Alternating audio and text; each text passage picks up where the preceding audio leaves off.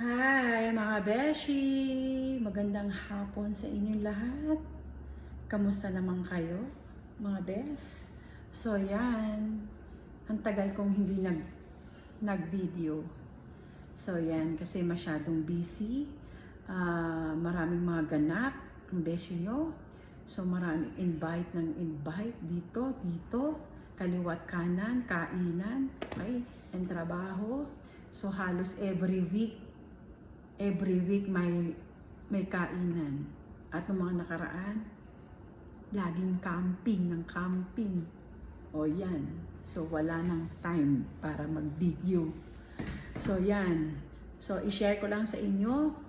So ako nga pala ay nagtatrabaho sa isang restaurant noong unang panahon pa hanggang ngayon. So yan. So siguro sa tagal ko nang nagtatrabaho, so ang aking mga tuhod talaga nga naman ang aking mga paa talaga na pagod na pagod. Ikaw ba naman magtatlong job pati, o diba? So tatlong job ka pa. Kapag day off mo, hindi ka magde-day off kasi meron ka pang trabaho. May extra job ka pa.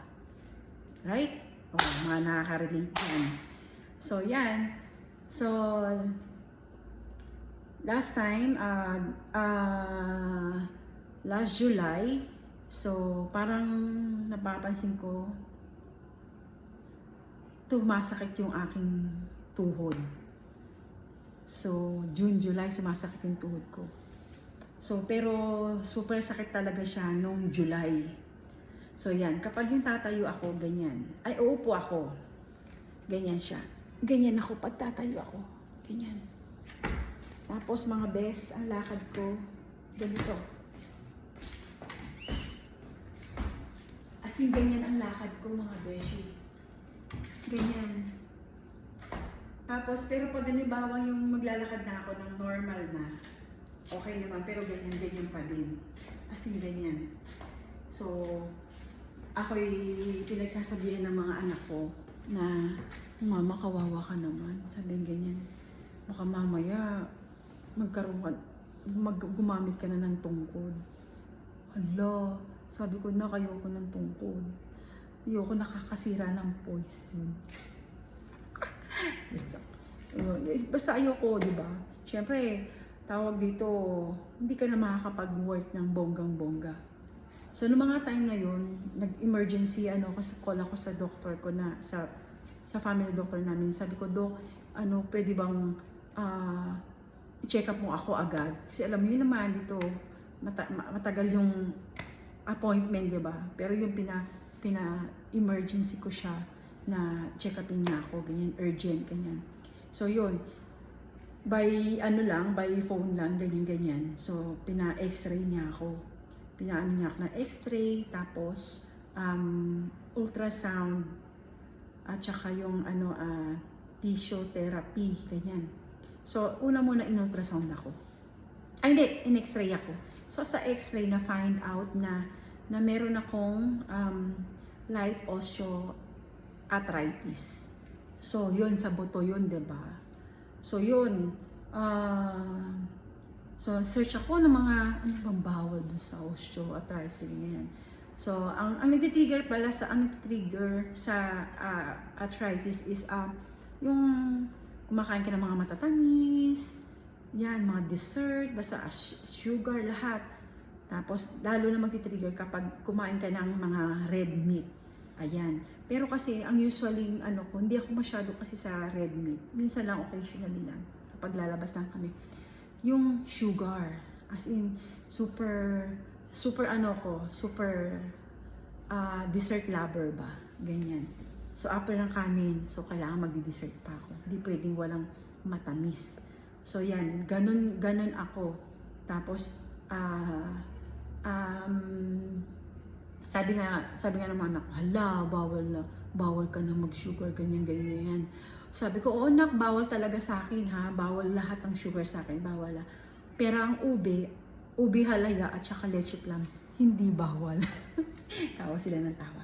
Pero kidding aside, yun. So, kinat ko na muna yung mga yon. So, ngayon ang coffee ko, kasi isang beses lang naman ako mag-coffee. sa isang linggo kasi panay ako tea. So yan. So ang coffee ko is black na with, tinatry ko muna with 1 Splenda. So kasi ayokong mabigla ba, ganyan.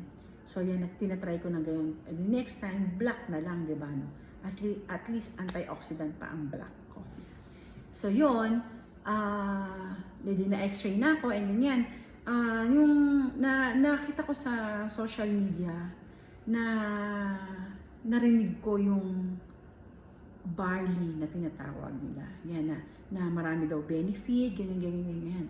So yung nagpabili ako sa anak ko sa Pinas, so na-search mo nga itong ganyan kung merong ganyan. Sabi niya, okay, edi bibili niya na ako. So August 13 dumating siya. August 14, ininom ko siya. Nag-start akong uminom. So yan, uminom ako noon. So before ka mag-breakfast, empty stomach dapat kasi. So iinumin mo siya. So dinidrink ko siya ng hot water. Hindi, lagyan ko muna ng hot water and then kinakanaw ko siya pero lukewarm water na siya.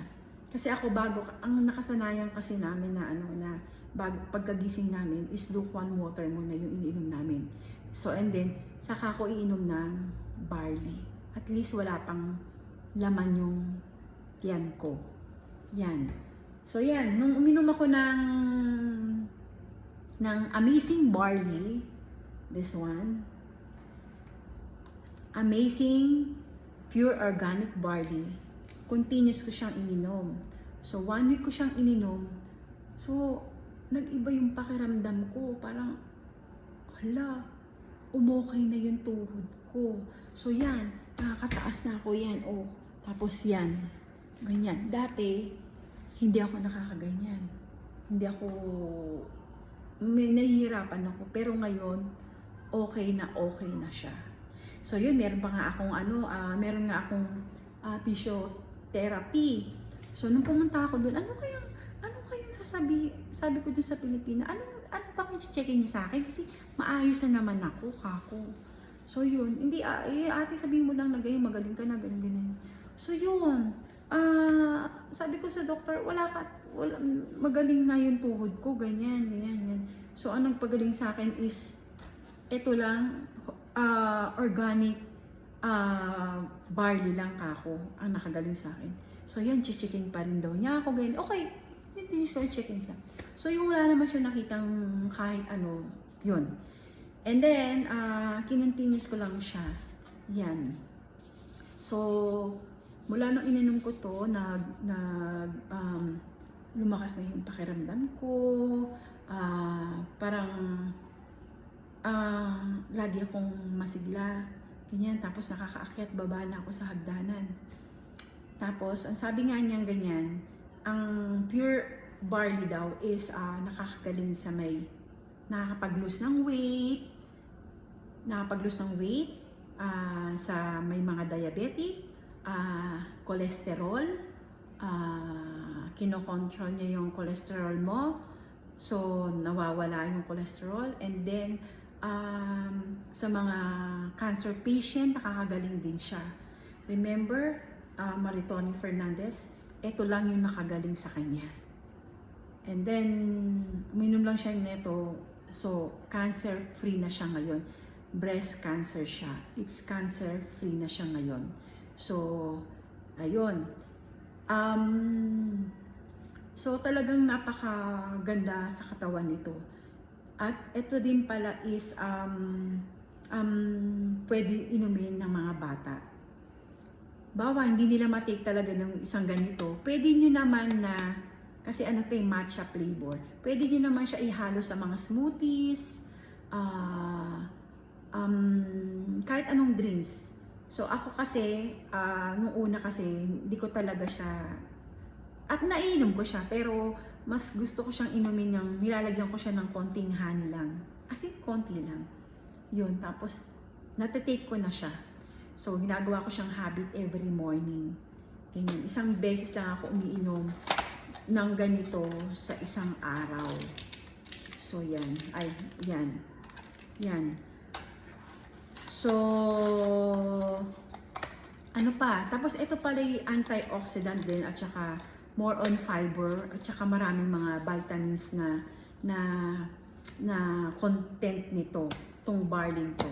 So, dito rin ako yung bowel ko kasi constipated ako eh. So, yung bowel ko is nagiging regular na siya. Actually, nung una hindi. Kasi parang ano ba to? Sabi nila nakakapagpupo daw. Excuse me sa mga kumakain. Nakakapagpupo daw. Pero parang hindi naman. Sabi ko, hindi naman sa akin, kako. Kaya yung mga sinishare ko, hindi naman, ganyan. Pero nung later on, na nakikita ko na hala, oo nga pala. Parang nagiging regular na yung pagbawal ko. Umaga. Kung hindi man umaga, matanghali tapos gabi. So, yun. So, nakakapaglinis siya, nakakapag-clean siya ng mga sa loob ng tiyan natin. So, yan. Tawag dito, talagang sa sobrang love ko na to kasi nga papagamitin ko din yung mga anak ko nito. So, yan.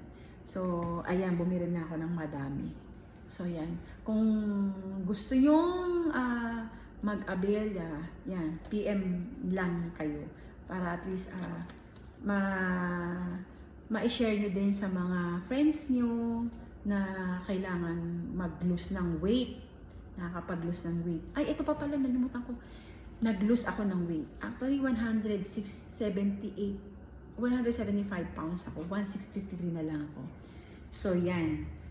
Pero, malaki pa rin yung tiyan ko, pero kailangan itong tinis ko pa rin ito. Kasi ngayon, hindi ako masyadong, alam mo yung pag nagkaka-edad ka na, hindi na ganun kadami kang kumain. Alam mo yun, parang, kasi pag pupunta ka sa mga daan, parang yun at yun na rin na yung mga kinakain mo. Yun.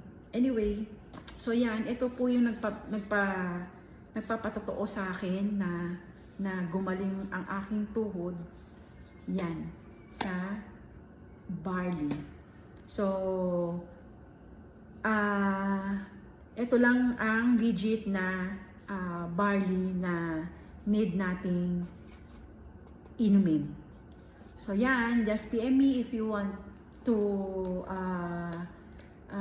or order. Okay? And maraming salamat sa panood niyo sa akin. And that's it. Okay. Bye-bye. Have a great day.